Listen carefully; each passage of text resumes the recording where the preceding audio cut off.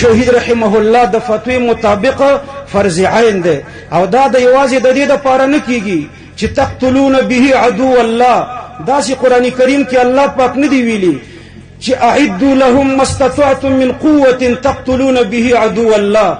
ټریننګ وکړئ د دې لپاره چې د الله دشمن په مړ کړي. دا شل کلم د الله دشمن ور باندې وجلو او د دې نه بعد چې د الله دشمن الله مات کړو نو الله په قران کریم کې ترهبون به عدو الله ویل دی چې د الله دشمن به ور باندې ویروي.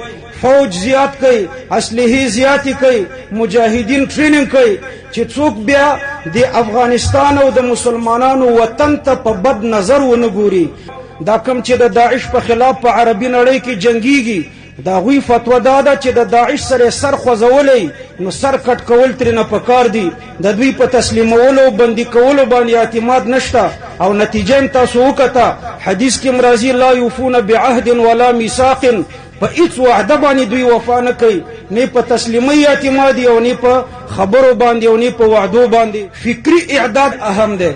دا شل کاله چې مجاهدینو د امریکایانو تقریبا پر لسګونو ملکونه ور سره همکارو د ټولي دنیا سپر پاور طاقتونه او ټریننګ شوی فوجونه او دا غي سره بے غیرت غلامان میوزي شوی چا ځان باندې نوم د ملي اردوی خو چا د پولیسو چا د اربکیانو دا ټول نظامی ټریننګ شوی خلکو.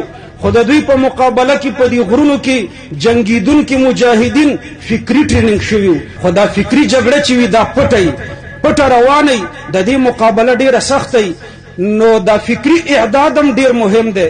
فکری اعداد علما خو په خبرو کې کوي، لکه موږ د تبلیغات کو نور خو څوس نه رسیږي په منبر او په میډیا کې لګیایو د هر قسم دشمن په خلاف باندې موږ فکری جګړه کو قولن، خو مشران دوی به فکری جګړه عملاً کوي.